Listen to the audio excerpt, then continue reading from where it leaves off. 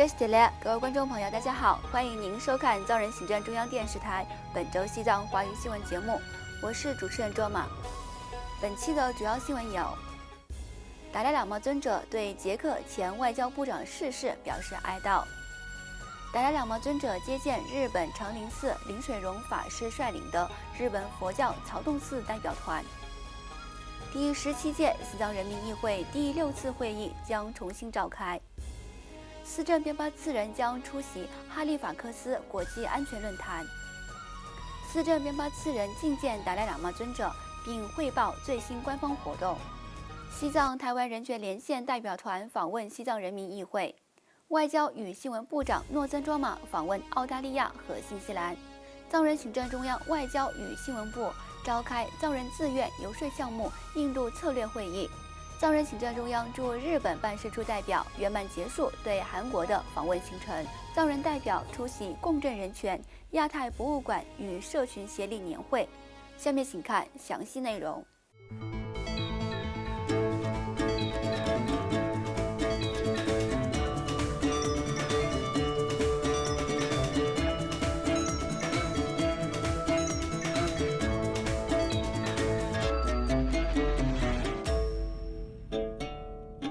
捷克共和国知名政治家及前外交部长卡雷尔·施瓦岑贝格于11月11号因病离世，享年85岁。西藏精神领袖第14世达赖喇嘛尊者在得知这一噩耗后，于11月15号致函逝者的遗孀特蕾莎·施瓦岑贝格夫人，表示哀悼和慰问。达赖喇嘛尊者在调研信中写道：施瓦岑贝格一直在为自己的国家服务，其人生充实而有意义。尊者说，早在施瓦岑贝格担任瓦茨拉夫·哈维尔总统办公室总理，以及后来担任捷克共和国外交部长期间，就已经认识了他，也曾有幸与他一同从布拉格乘坐飞机前往布鲁塞尔。尊者指出，将施瓦茨贝格视为亲密的盟友，并对他坚定的友谊和支持心存感激。西藏人民议会议长康波苏南丹培也于14号致函逝者家属，表达了悼念和慰问。另外，达赖喇嘛尊者于本周三11月15号上午，在印北达兰萨拉的勤宫接见了由日本长林寺林水荣法师率领的东京、长野与茨城等城市的9个佛教曹洞寺寺院的代表。长期支持西藏议题的林水荣法师向达赖喇嘛尊者提交了去年9月发表的7点联合声明。该声明敦促中国政府立即停止在西藏侵犯人权和宗教自由的行为。本周二11月14号，林水荣法师率领的代表团访问了西藏人民议会秘书处，并会见了议长康波苏南丹培、副议长卓玛次仁和常务委员会成员。议长康波苏南丹培向代表团简要介绍了西藏人民议会的运作和发展情况，以及西藏境内的局势。副议长卓玛次仁则表示，中共宣布任命下一任达赖喇嘛的意图是出于政治动机，旨在政府西藏的抵抗力量，为非法占领西藏披上合法外衣。与会的代表团成员们均表示，中共对西藏宗教事务的持续干涉是不道德的行为，也是所有佛教徒和国际社会所不能接受的。作为生活在自由国家的佛教徒，他们有责任为西藏和世界各地的宗教自由发声。此外，第17届西藏人民议会于本周四11月16号发布公告，宣布将于12月25号至29号重新召开第6次会议，继续商讨剩余议程。议会还宣布将根据《流亡藏人宪章》第40条之规定，将于2024年3月14号至3月30号召开第17届西藏人民议会第7次会议。另外，藏人行政中央司政边巴次仁启程前往加拿大，出席11月17号至19号由加拿大政府主办的哈利法克斯国际安全论坛。司政边巴次仁将于11月20号至23号对渥太华展开为期4天的访问活动，并向渥太华藏人社区发表公开演讲。此外，藏人行政中央司政边巴次仁于11月13号觐见了达赖喇嘛尊者。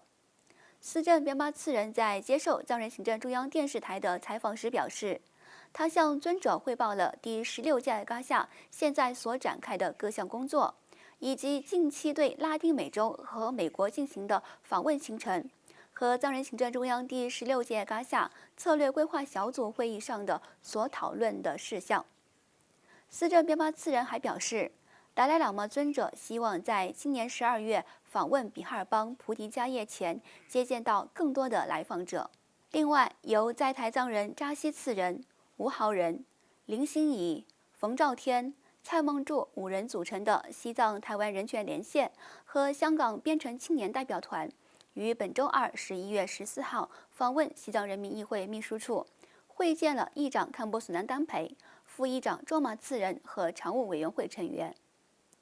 议长堪波索南丹培对西藏台湾人权连线的代表团成员表示欢迎，介绍了西藏和台湾在政治和宗教方面的相似之处，并向他们介绍了去年6月份在美国首都华盛顿召开的由第17届西藏人民议会主办的第8届世界国会议员支持西藏大会期间，西藏、维吾尔、香港、台湾和内蒙古的代表们阐述中共独裁体制下的迫害政策。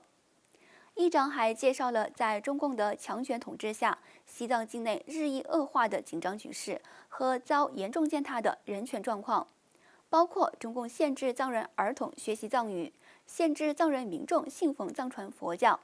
以及自2009年起，已有157位藏人同胞以采取舍身取义的自焚方式来表达内心的真实诉求，即允许达赖喇嘛尊者返回西藏和西藏要自由等情况。与此同时，藏人行政中央外交与新闻部长诺增卓玛从本周二11月14号开始，对澳大利亚展开为期1周的访问。11月16号，诺增卓玛部长在澳大利亚首都坎佩拉与澳洲影子外交部长、参议员西蒙·伯明翰举行长达1小时的会谈。随后，诺增卓玛部长会见了澳洲国会情报与安全联合委员会主席议员哈利勒，就西藏相关的议题进行了互动讨论。另外，澳洲国会跨党派支持西藏小组也于当天在国会大厦举办了一场西藏简报会。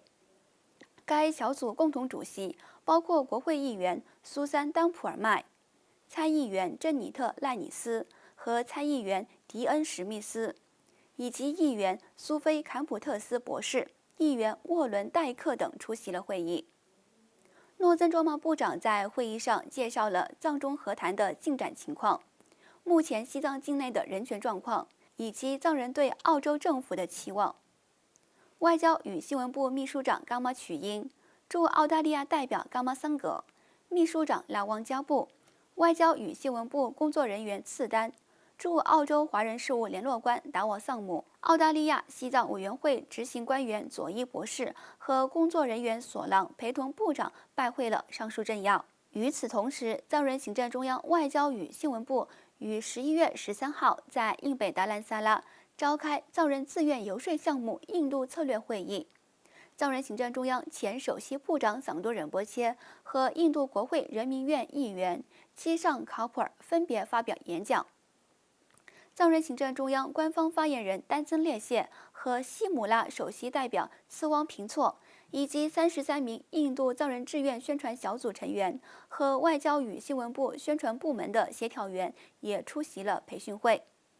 藏人行政中央官方发言人丹增列谢首先简短地介绍了此次培训会的目的和事项。随后，印度人民院议员基尚考普尔在开幕式上发表讲话时，强调青年在推动和宣传西藏运动中的作用，同时赞扬司政边巴次仁领导的第16届噶夏倡导的藏人自愿游说项目。来自冈格拉县的印度国会议员表示，将坚定支持西藏人民争取的自由事业。另外，藏人行政中央驻日本办事处代表次汪加布阿若亚博士从本月1号至10号对韩国展开了为期10天的访问，并于11号圆满结束。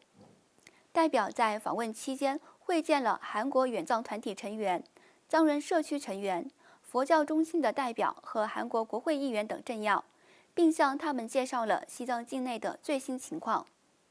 同样，西藏博物馆馆长丹增多登于11月6号至8号在台北出席了由台湾人权博物馆主办的“共振人权亚太博物馆与社群协力”为题的国际人权博物馆联合会亚太分会2023年年会，并以利用博物馆来解决西藏的人权侵犯为题发表了演讲。台湾文化部副部长王石思、国家人权博物馆馆长洪世芳、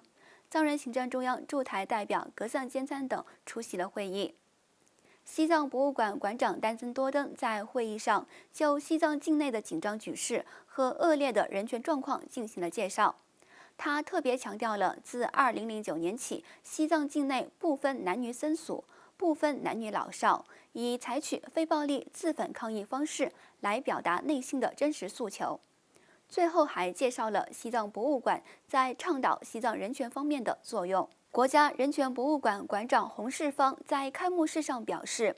人权路上不该遗忘任何人，希望透过各种交流，让人权价值真正成为普世价值。观众朋友，以上就是今天节目的全部内容。欲了解更多有关西藏境内外的讯息，请登录屏幕下方的网址。感谢您的收看，我们下期节目再会。